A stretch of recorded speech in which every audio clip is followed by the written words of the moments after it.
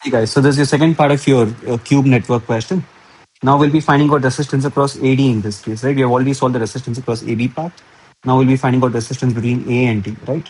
So once again, I have the diagram ready. And once again, we'll be making use of symmetry in this case. So we need to find resistance across AD.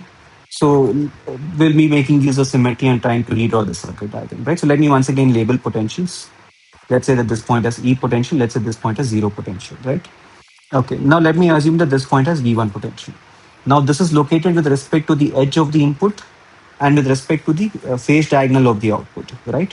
So if I now consider this other point V1 at this point as well, this is also located on the edge and this is also located on the phase diagonal, right? So this will also have the same potential V1.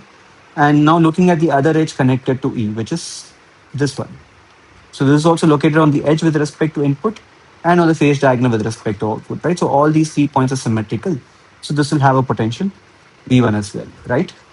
Okay, then let me assume that this point has a potential V2. This is located on the phase diagonal with respect to input and on the edge with respect to output. Similarly, even this point is located on the phase diagonal with respect to input and on the edge with respect to output. And even this point is located on the phase diagonal with respect to input and on the edge with respect to output. So all these points will have the same potential, V2 and V2, right? So we label all the points right now. So time to redraw a circuit diagram. So now we have E, V1, V2, and 0.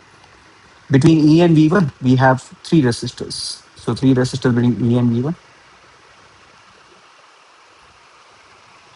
Between V2 and 0, again we have three resistors, this, and this. So between V2 and 0 also three resistors. And all the remaining resistors now which you have is located between V1 and V2 itself. So between V1 and V2 we'll have six resistors.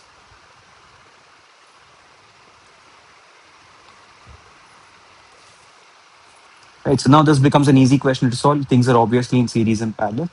So between E and V1, now my effective resistance will be R by 3. Between V1 and V2, my effective resistance will now be R by 6.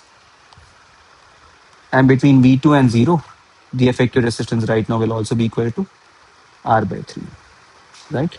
And now all these are in series. So my effective resistance then will become equal to R by 3 plus R by 3 plus R by 6, which is nothing but 2R plus 2R plus R by 6. So R effective will become equal to 5R by 6, right? So this was the second part of the cube network question. We'll be solving the next part in the next video. See you guys there.